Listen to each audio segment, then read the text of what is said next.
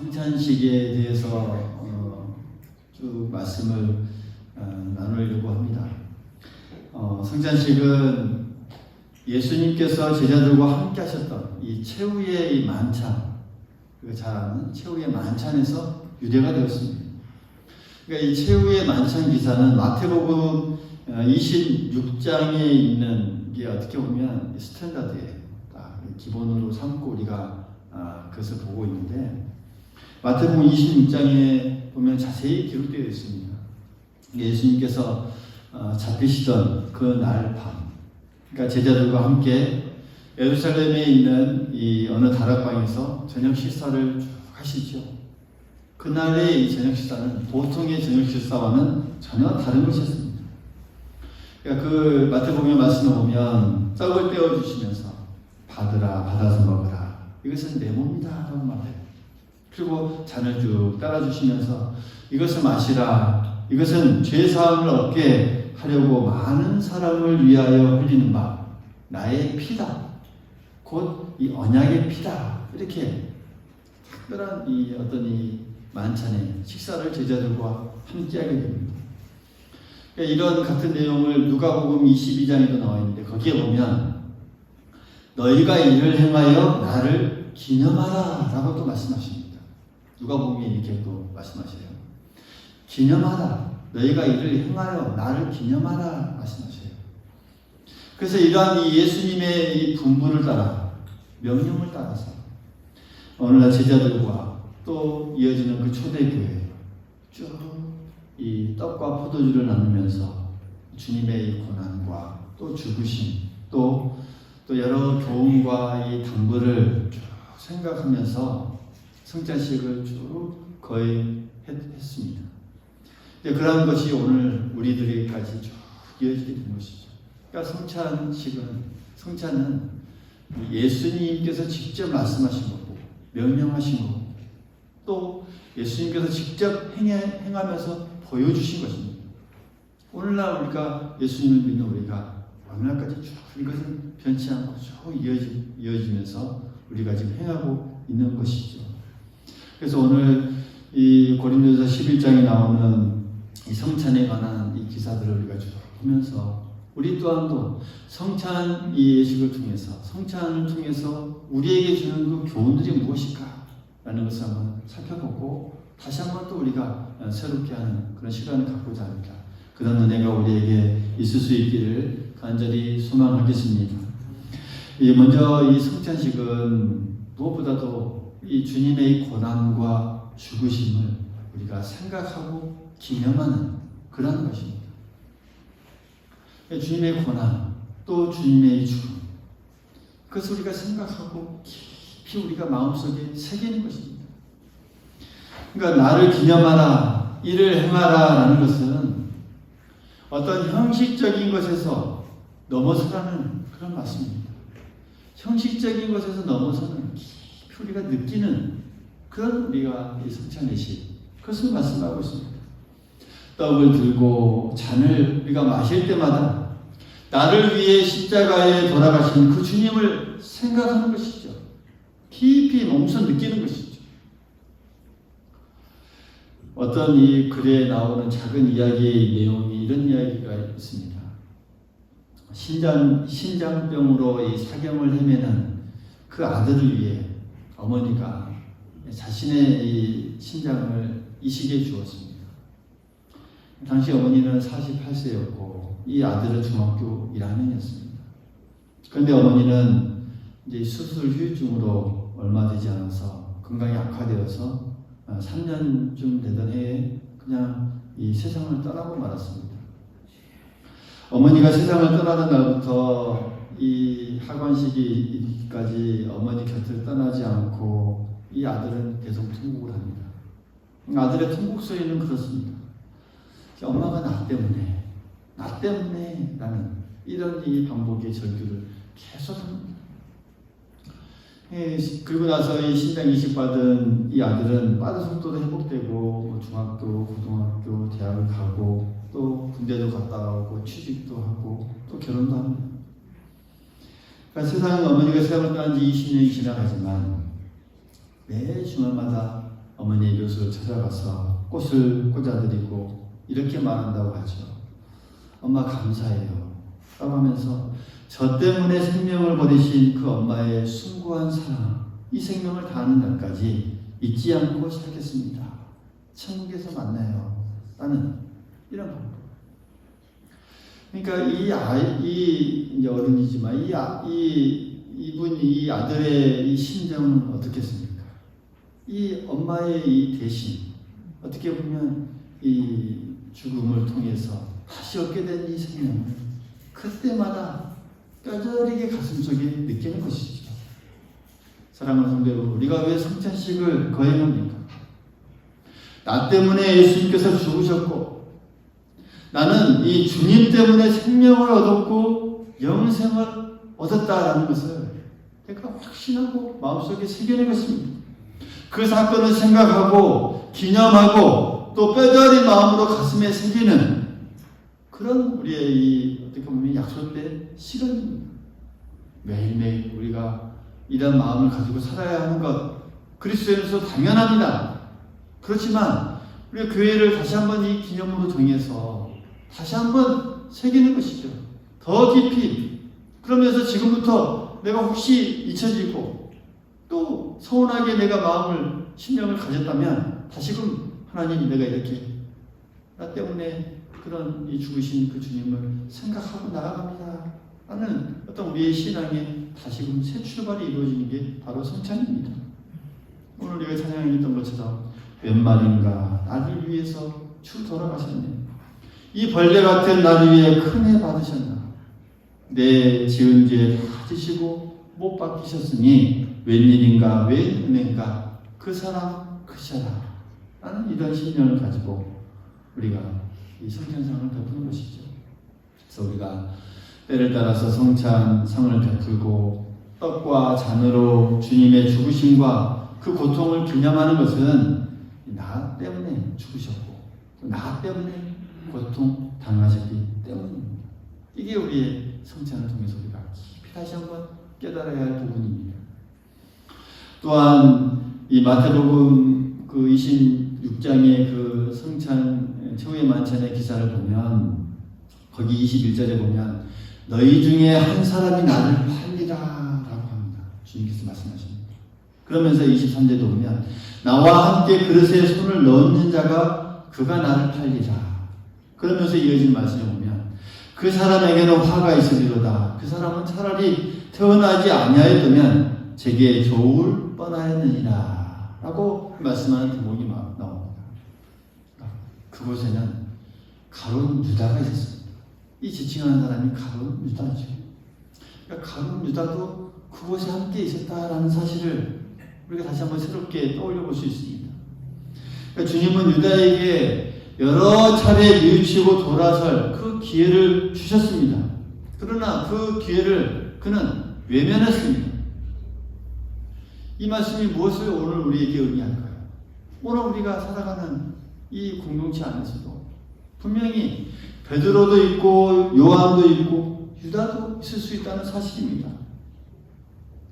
여러분, 베드로는요 예수님의 그 면전에서 얼굴 앞에서 예수님을 모른다고 3번씩이나 이 부인하면서 심지어는 저주했던 사람입니다. 가룟 유다도 예수님을 팔아넘길 그 흉계를 품은 채 시침을 쭉 떼고 이 만찬석에 앉아 있었던 사람입니다. 죄질로 따지면 뭐 별 차이가 없습니다.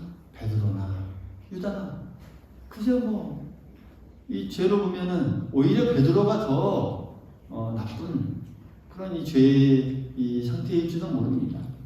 그러나 베드로는 회개했고 유다는 회개하지 않았습니다. 베드로는 그 회개의 기회를 잡아 유다는 그 회개의 기회를 잡지 않았습니다. 베드로는 통곡했고 유다는 슬금슬금 그 자리를 피했습니다. 그 결과 베드로는 살았고 유다는 죽었습니다. 베드로는 하나님의 종으로 쓰였고 유다는 버림당했습니다. 무엇을 말씀합니까? 누구나 우리도 베드로나 유다처럼 잘못을 범할 수 있다는 사실을 우리 이 공동체 안에 누구나 다 그러한 어떤 보면 그러한 모습에 놓여 있다는 사실을 우리가 이것을 통해서 깨달을 수 있습니다. 그리고 누구라도 베드로처럼 용서받을 수도 있고 누구라도 유다처럼 당할 수도 있다라는 사실을 우리가 깨달을 수 있습니다. 여러분, 베드로가 되렵니까? 아니면 유다가 되렵니까? 오늘 이 성찬의 식을 통해서 우리가 이 모습을 다시 한번 결단하고 나아가는 이 부분이다라는 사실, 우리가 진실적으로 우리의 신령 가운데 깨달을 수 있기를 간절히 소망하겠습니다. 그리고 성찬식은 교제의 현장입니다. 그러니까 그날 최후의 만찬은 어떻게 보면 이 세상에서 마지막으로 갖는 이 선생님과 이 제자 간의 이 마지막 교제의 시간이었습니다. 예수님과 제자 간에, 선생님과 제자 간에. 그러니까 그날 그곳은 어떻게 보면 하나님과 인간, 또 스승과 제자, 이 구속자와 어떤 이 죄인의, 또 사랑하는 분과 이 배신자가 함께 둘러앉아 떡을 떼며 잔을 나누는 이 하나의 이 코이노니아의 이 현장이었습니다. 나눔의 현장, 교제의 시간이었습니다. 그러니까 이것을 우리에게 무슨 말씀해 줍니까? 오늘 우리는 흔히 친한 사람끼리, 또 또래나 가까운 사람끼리, 마음에 맞는 사람끼리 쉽게 그 사람끼리만 모여서 교제하기가 쉽습니다. 그러나 교회에서는 그러면 안 된다라는 것을 이 성찬식을 통해서 우리에게 다시 한번 알려주는 부분입니다. 할렐루야. 그러니까 주님의 이 교회에서는 그런 일이 절대 일어나서는 안 된다. 마음에 맞는 사람들이 이리끼리 그것은 분열된 행동이거든요. 교회 안에서 같은 고향을 따지고 같은 마음에 맞는 사람을 따지고 동창을 따지고 그렇게는 절대 있을 수가 없다라는 것을 성찬의 식을 통해서 우리가 다시 한번 깨닫는 것이죠. 그러니까 서울이나 이런 큰 규모의 이 교회 중에 어떤 교회들은 그렇다고 하죠. 지역에 따라서 나누기도 하고 출신 학교에 따라서 나누기도 하고 심지어는 어떤 정치적인 어떤 성향에 따라서 나뉜다고도 하죠. 심지어는 그것 때문에 싸우기도 합니다. 교회에서는 그러면 안 된다는 것이죠. 이 성찬의 식을 통해서 우리에게 다시 한번 깨닫게 해주는 그런 이 부분입니다. 예수님의 그 십자가는 모든 벽을 허물었습니다. 할렐루야. 하나님과 인간 사이의 이 벽도 허물고 또 이 사람과 사람 사이에, 인간과 인간 사이에 모든 벽을 허무는 사건이 바로 예수님의 그 십자가 사건입니다. 그래서 교회는 어떤 특별한 어떤 부분, 특별한 어떤 무리가 서로 모여서 또 그 모임에 또 어떤 힘을 떠친다거나 그렇게 모임을 가져서는 안 된다는 것이죠. 초대교회에 그런 현상들이 있었습니다. 특별히 고린도 교회에서요. 그러니까 초대교회는 예배를 드릴 때마다 그때 성찬식을 거행했습니다. 그러니까 그때마다 함께 식사를 하고 공동 식사를 했죠. 그게 계속 되면서 이제 그런 시간이 되면서 이게 어떻게 변이되냐면 부자는 부자끼리 또 가난한 사람은 가난한끼리 이렇게 모였나 봐요. 그래서 친한 사람끼리 모이기도 하고 그러다 보니까 또 가난한 사람, 없는 사람들은 소외되고 그러한 현상들이 일어났습니다. 결국 그렇게 했던 이것을 통해서 교회 안에 어떤 차별과 또 이 파벌이 되는 그런 원인이 또 그것을 통해서 생겨나게 되었습니다. 그래서 사도 바울은 그것을 철저하게 경계했죠. 그래서 우리가 오늘 읽지는 않았지만 고린도전서 11장 22절에 보면 이 말씀이 바로 그런 의미입니다. 너희가 먹고 마실 질이 없느냐? 너희가 하나님의 교회를 없이 여기고 빈궁한 자들을 부끄럽게 하느냐? 우리가 27절부터 읽었지만 22절의 말씀 보면 이렇게 말씀이 되고 있습니다. 그러니까 그러한 현상들을 빗대어서 지금 지적하고 철저히 책망하는 부분입니다. 그러니까 교회 안에서 이 주님과의 이 교제를 가로막고 또 우리 형제들과의 이 교제를 가로막는 모든 어떤 부정적인 원인과 요소들을 우리는 다 제거해야 합니다. 이 성찬의 식을 통해서 우리가 그런 것들을 다시 한번 새롭게 발견하고 새롭게 내가 얼마나 옆에 있는 분들, 저쪽에 있는 분들과 또 얼마나 내가 교제 없이 또 사랑함 없이 또 소목소목했던 분들은 얼마나 내가 멀리 하면서 살아가지 않는가. 그것이 서로 가까워지고 하나가 되고 그래서 우리가 날마다 주님의 이 성찬상에 둘러앉아 있는 그 자세로 우리가 살아갈 수 있다고 하는 것. 그런 이 감격과 그런 어떤 이 고백이 있어지는 그런 이 결단의 시간이 바로 성찬의 시기라는 사실. 우리 모두 기억할 수 있기를 간절히 소망하겠습니다. 그리고 이 성찬은 자기를 살피는 것. 참 중요합니다. 성찬의 식을 통해서 내 자신을 다시 한번 살필 수 있습니다. 내 자신을 살피는 것. 오늘 이 27절의 말씀 보면 주의 떡이나 잔을 합당하지 않게 먹고 마시는 자는 주의 몸과 피에 대해서 죄를 짓는 것이다 라는 것을 우리에게 먼저 말씀하고 있습니다. 그러니까 이 말씀에 대해서 여러 신학자들은 이것을 이렇게 해석합니다. 이 주의 떡이나 잔을 합당하지 않게 먹고 마시는 자가 뭘까? 그러니까 이것을 회개하지 않고 성찬을 먹는 것이 오히려 합당하지 않게 먹는 것이다. 또 이렇게 해석합니다. 맞죠? 회개하지 않는 마음. 그리고 또한 이 자기의 성찰 없이 먹고 마시는 행위. 이것이 이러한 모습이다. 라는 것을 또 지적합니다. 또 나아가서 주의 죽으심에 대한 올바른 이해나 믿음 없이 먹고 마시는 것. 이라는 것을 또 지적합니다. 그러니까 회개하지 않고 내 자신의 어떤 성찰 없이 또 이 십자가 주님의 죽으심에 올바른 이해나 믿음 없이 이렇게 먹고 마시는 것. 이것은 주님의 몸과 피에 대해서 죄를 짓는 행위다라는 것으로 이 신학을 연구하시는 신학자들이 이러한 부분들을 지적하고 있습니다. 마찬가지입니다. 그러한 말씀에 결론적으로 28절의 말씀을 보면 이렇게 말씀하고 있죠.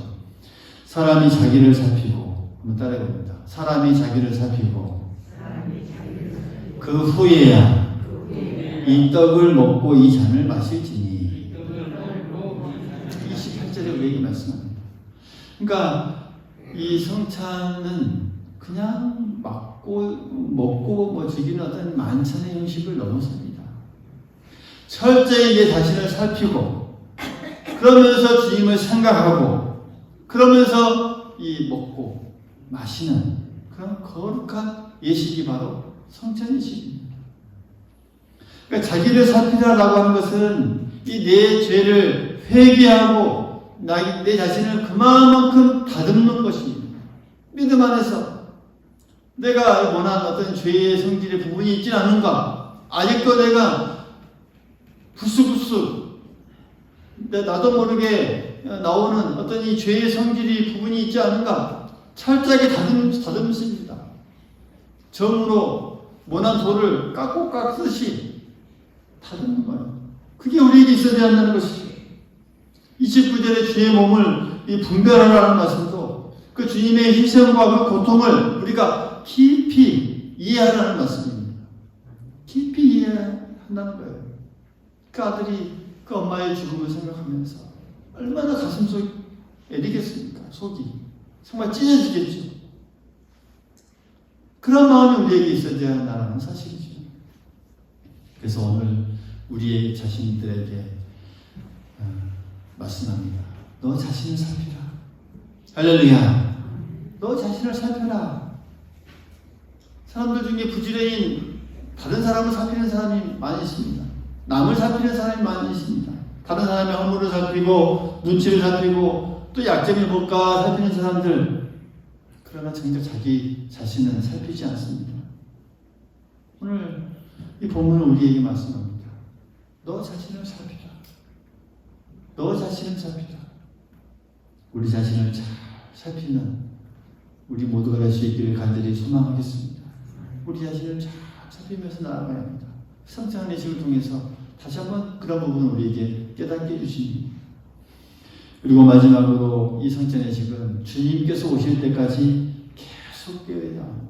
할렐루야. 계속 되어져야 합니다.